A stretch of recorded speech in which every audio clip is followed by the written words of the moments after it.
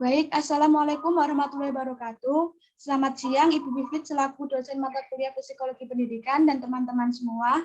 Kami dari kelompok 5 yang beranggotakan saya sendiri, Laura Ardiani Rohmacayani, dengan NPM 21203030855, dan dua rekan saya yaitu Putri Khairina 21203031113, dan Dia Eka Puji Lestari dengan NPM 21203030659. Di sini kami akan mempresentasikan materi mengenai konsep belajar behavioristik menurut Pavlov, Edwin Guthrie, Watson, Skinner, dan Thorndike.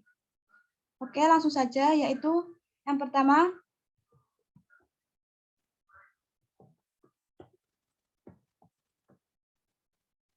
teori behavioristik. Teori behavioristik adalah teori yang mempelajari perilaku manusia. Perspektif behavioral berfokus pada peran dari belajar dalam menjelaskan tingkah laku manusia dan terjadi melalui rangsangan berdasarkan stimulus yang menimbulkan hubungan perilaku reaktif atau respon hukum-hukum mekanistik. Asumsi dasar mengenai tingkah laku menurut teori ini adalah bahwa tingkah laku sepenuhnya ditentukan oleh aturan, bisa diramalkan, dan bisa ditentukan.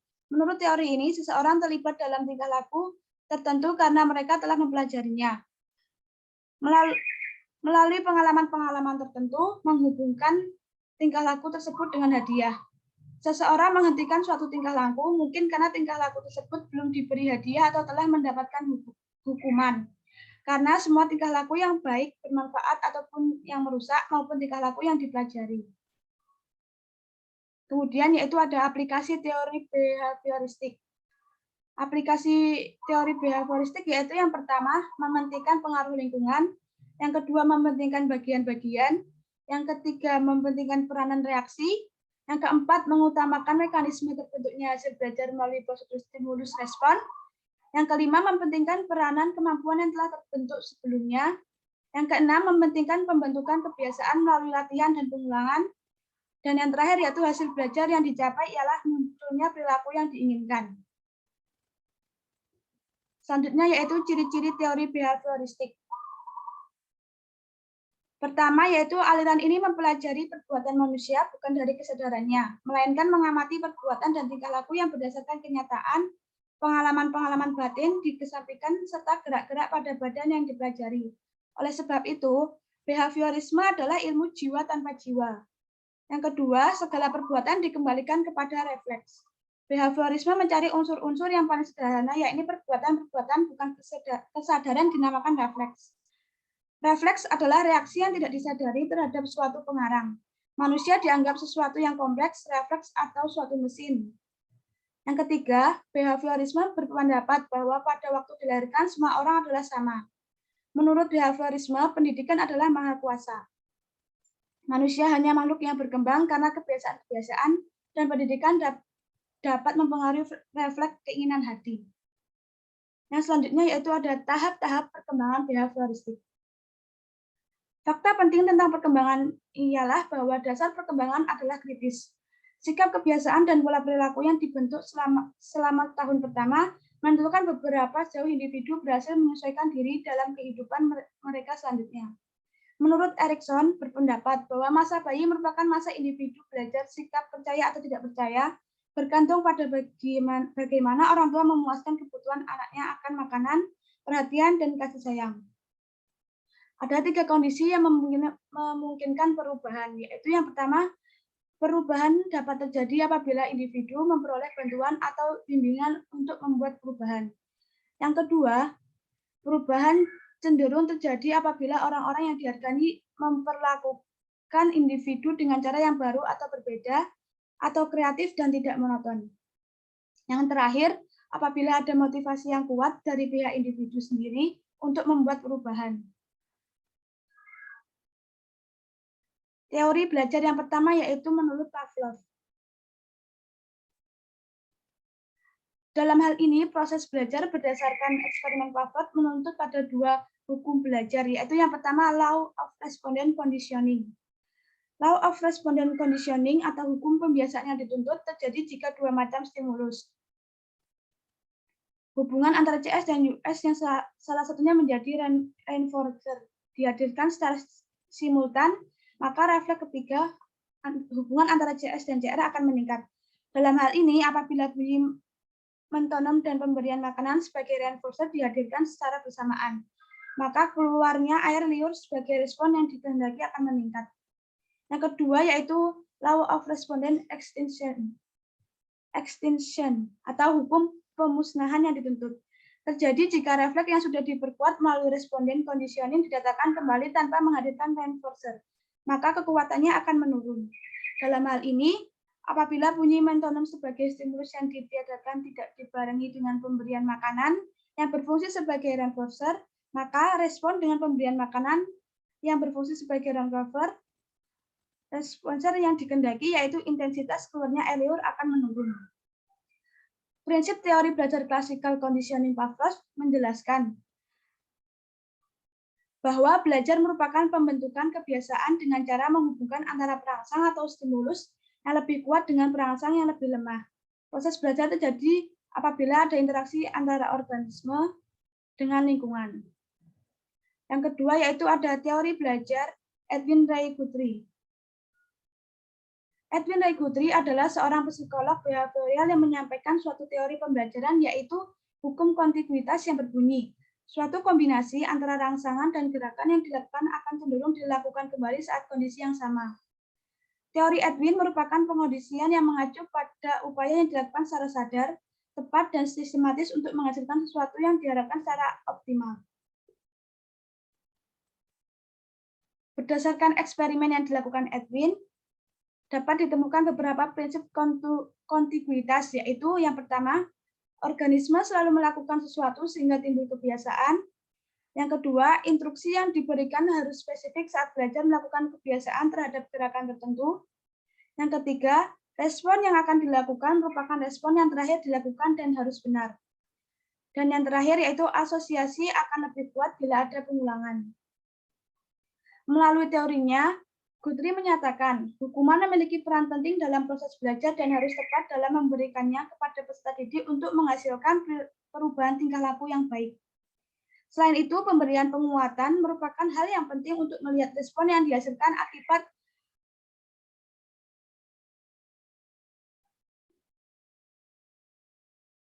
peserta didik mendapatkan positif reinforcer akan menjadikan hukuman tersebut sebagai bentuk penguatan bagi dirinya dalam meningkatkan pembelajarannya di kelas. Sedangkan peserta didik yang mendapatkan negatif reinforcement akan memberikan respon untuk tetap dikuatkan.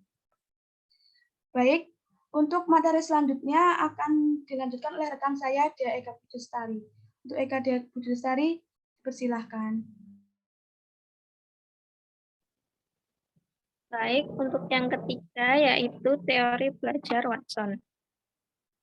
Berbeda dengan Trondike, menurut Watson, pelapor yang datang sesudah Trondike, stimulus dan respon tersebut harus berbentuk tingkah laku yang bisa diamati, observable. Dengan kata lain, Watson mengabaikan berbagai perubahan mental yang mungkin terjadi dalam belajar dan menganggapnya sebagai faktor yang tidak diketahui. Bukan berarti semua perubahan mental yang terjadi dalam benak siswa tidak penting. Semua itu penting, akan tapi faktor-faktor tersebut tidak bisa menjelaskan bahwa proses belajar sudah termasuk. Akan tetapi faktor-faktor tersebut tidak bisa menjelaskan apakah proses belajar sudah terjadi atau belum. Hanya faktor tersebut tidak bisa menjelaskan. Hanya dengan asumsi demikianlah, menurut Watson, dapat diramalkan perubahan apa yang bakal terjadi pada siswa. Hanya dengan demikian pula, psikologi dan ilmu belajar dapat dibelajarkan dengan ilmu lainnya, seperti fisika atau biologi yang berorientasi pada pengalaman empiris. Berdasarkan uraian ini, penganut aliran tingkah laku lebih suka memilih untuk tidak memikirkan hal-hal yang tidak bisa diukur, meskipun mereka tetap mengetahui bahwa hal itu penting. Teori perubahan perilaku atau belajar dalam kelompok behaviorisme ini memandang manusia sebagai suatu lingkungan. Segala perilaku manusia sebagian besar akibat pengaruh lingkungan sekitarnya. Lingkunganlah yang membentuk kepribadian manusia. Behaviorisme tidak memasalahkan norma-norma pada manusia. Apakah seorang manusia tergolong baik, tidak baik, emosional, rasional, atau irasional? Di sini hanya dibicarakan bahwa perilaku manusia itu seperti akibat berinteraksi dengan lingkungan dan pola berinteraksi tersebut harus bisa diamati dari luar. Belajar dalam teori behaviorisme ini selanjutnya dikatakan sebagai hubungan langsung antara stimulus yang datang dari luar dengan respon yang ditampilkan oleh individu. Respon tertentu akan muncul dari individu jika diberi stimulus dari luar. S singkatan dari stimulus dan R singkatan dari respon. Selanjutnya, yang berikutnya yaitu materi keempat. Materi keempat yaitu dari teori Skinner. Dalam teori Skinner, belajar adalah suatu proses adaptasi atas penyesuaian tingkah laku secara progresif. Belajar juga dipahami sebagai suatu perilaku pada saat orang belajar dan responnya menjadi lebih baik. Menurut Skinner, dalam belajar ditemukan hal-hal sebagai berikut. 1. Kesempatan terjadinya peristiwa yang menimbulkan respon belajar. 2. Respon belajar. 3. Yaitu konsekuensi yang bersifat menggunakan respon tersebut baik seksual sebagai hadiah maupun teguran atau hukuman. Berikutnya, adapun langkah-langkah belajar dalam teori Skinner yakni sebagai berikut. 1. Mempelajari keadaan kelas berkaitan dengan perilaku siswa. 2. Membuat daftar penguatan positif. 3. Memilih dan menentukan urutan tingkah laku yang dipelajari penguatannya. 4. Membuat program pembelajaran berisi urutan perilaku yang dikehendaki penguatan waktu pelajaran perilaku dan evaluasi. Berikutnya, dalam perkembangan psikologi belajar, Skinner mengemukakan teori operant conditioning. Operant conditioning adalah suatu proses perilaku operan atau penguatan positif atau negatif yang dapat mengakibatkan perilaku tersebut dapat berulang kembali atau menghalangi sesuatu dengan keinginan. Sebagai tokoh behavioristik, Skinner mengatakan bahwa belajar dapat dipahami, dijelaskan, dan diprediksi secara keseluruhan melalui kejadian yang dapat diamati, yakni perilaku peserta didik beserta antecedent dan konsekuensinya lingkungannya. Beberapa prinsip belajar Skinner. Pertama, hasil belajar harus segera diberitahukan kepada siswa. Jika salah, dibetulkan. Jika benar, diberi penguatan. Proses belajar harus mengikuti irama dari yang belajar. Yang ketiga yaitu materi pelajaran digunakan sistem modul. Yang keempat, dalam proses pembelajaran tidak digunakan hukuman. Untuk itu, lingkungan perlu diubah untuk menghindari adanya hukuman. Yang kelima yaitu dalam proses pembelajaran lebih dipentingkan aktivitas sendiri. Yang terakhir yaitu tingkah laku yang diinginkan pendidik diberikan hadiah dan sebaiknya hadiah diberikan dengan digunakan jadwal variabel rasional Randvisor. Selanjutnya, Skinner mengembangkan teori conditioning dengan menggunakan tikus sebagai percobaan. Menurutnya, suatu respon sesungguhnya juga menghasilkan sejumlah konsekuensi yang nantinya akan mengaruhi tingkah laku manusia. Skinner membedakan respon menjadi dua, yaitu satu respon yang timbul dari stimulus tertentu, dan yang kedua yaitu operan atau instrumental yang timbul dan berkembang karena diikuti perangsang tertentu. Berikutnya, prinsip operant conditioning. 1. Penguatan. Reinforcement atau penguatan berarti proses yang memperkuat perilaku, yaitu memperbesar kesempatan supaya perilaku tersebut terjadi lagi. Ada dua kategori umum reinforcement, yaitu positif dan negatif. Yang kedua, hukuman. Apabila reinforcement memperkuat perilaku, hukuman memperlemah, mengurangi peluangnya terjadi lagi di masa depan. Ada dua macam hukuman, positif dan negatif. Yang ketiga yaitu pembentukan.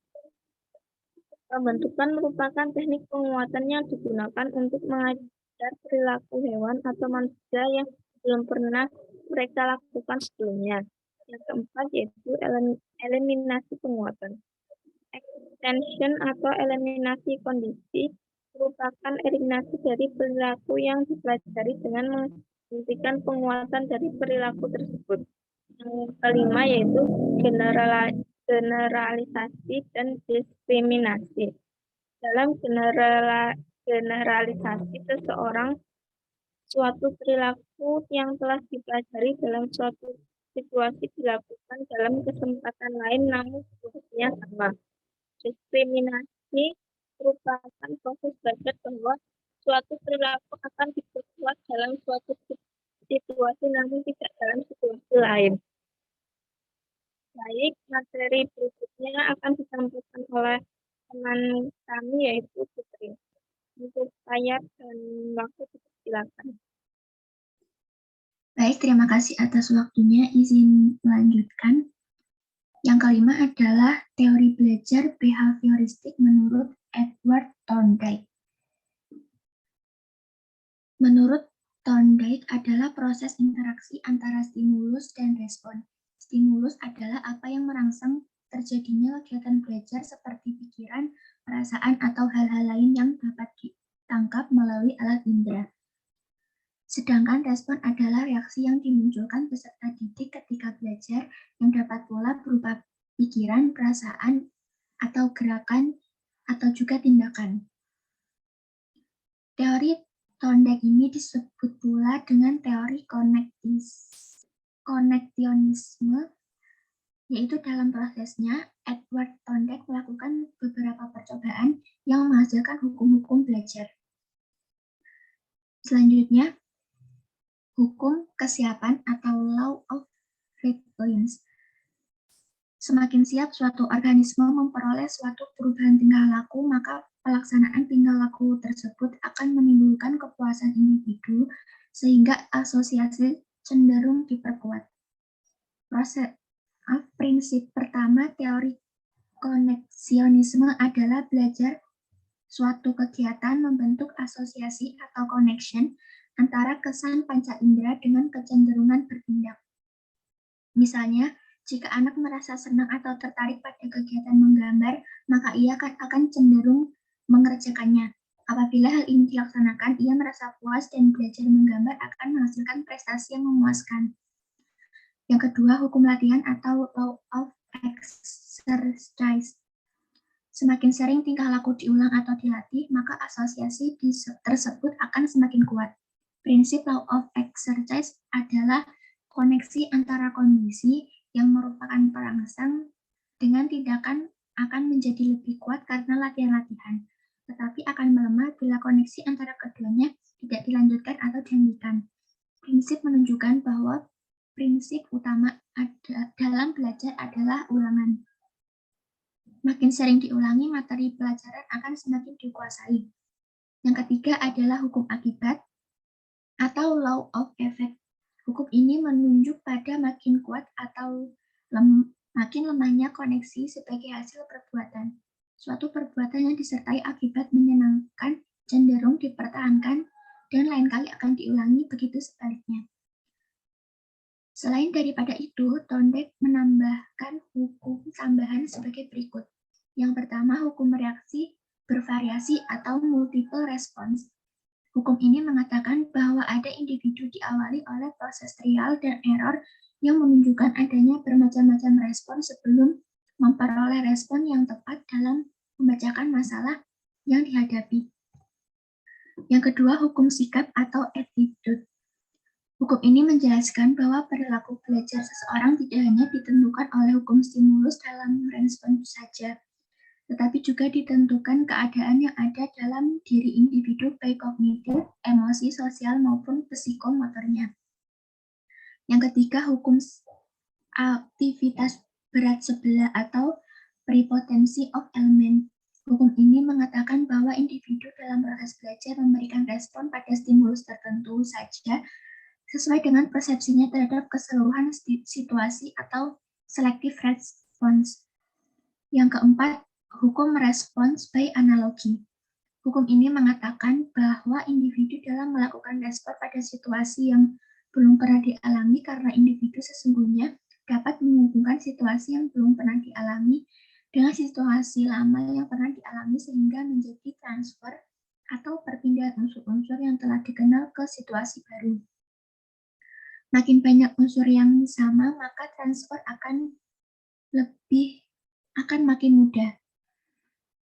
Yang kelima, yang selanjutnya adalah hukum perpindahan asosiasi atau associative shifting. Hukum ini mengatakan bahwa proses peralihan dari situasi yang dikenal ke situasi yang belum dikenal dilakukan secara bertahap dengan cara menambahkan sedikit demi sedikit unsur baru dan membuang sedikit demi sedikit unsur lama. Thorndike juga mengemukakan revisi hukum belajar sebagai berikut. Yang pertama, hukum latihan ditinggalkan karena ditemukan pengulangan saja tidak cukup untuk memperkuat hubungan stimulus-respons. Sebaliknya, tanpa pengulangan pun hubungan stimulus-respon belum tentu diperlemah. Yang kedua, hukum akibat direvisi. Dikatakan oleh Thorndike bahwa yang berakibat positif untuk perubahan tingkah laku adalah hadiah, sedangkan hukuman tidak berakibat apa-apa. Yang ketiga, syarat utama terjadinya stimulus respon bukan kedekatan, melainkan adanya saling sesuai antara stimulus dan respon. Yang keempat, akibat suatu perbuatan menular baik pada bidang lain maupun pada individu lain.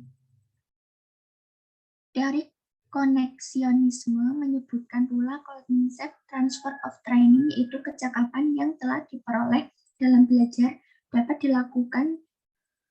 digunakan untuk memecahkan masalah yang lain.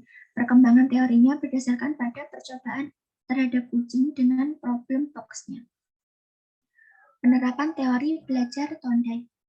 Guru harus tahu apa yang akan diajarkan, materi apa yang akan diberikan, respon apa yang diharapkan, kapan harus memberi hadiah atau membetulkan respon. Oleh karena itu, tujuan pendidikan harus dirumuskan dengan jelas. Yang kedua, tujuan pendidikan harus masih dalam batas kemampuan belajar peserta didik dan terbagi dalam unit-unit sedemikian rupa sehingga guru dapat menerapkan menurut bermacam-macam situasi. Yang ketiga, agar peserta didik dapat mengikuti pelajaran, proses belajar harus bertahap dari yang sederhana sampai kompleks. Yang keempat, dalam belajar motivasi tidak begitu penting karena yang terpenting adalah adanya respon yang benar terhadap stimulus. Yang kelima, peserta didik yang telah belajar dengan baik harus diberi hadiah dan bila belum baik harus segera diperbaiki.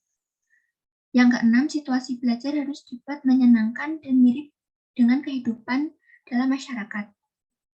Yang ketujuh, materi belajar harus bermanfaat bagi peserta didik dan kehidupan anak kelak setelah keluar dari sekolah.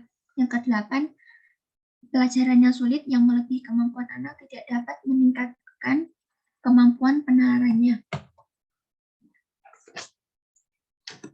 Sekian presentasi dari kelompok kami. Mohon maaf jika ada kesalahan kata. Terima kasih kepada teman-teman semua yang sudah menyimak. Bila ada pertanyaan, kami persilakan. Baik, di sini kami membuka 2 sesi pertanyaan. Dengan setiap sesi kami membuka 3 pertanyaan. Terima kasih. Bagi teman-teman yang ingin bertanya atau menanggapi, kami persilakan. Sekian dari kami. Wassalamualaikum warahmatullahi wabarakatuh.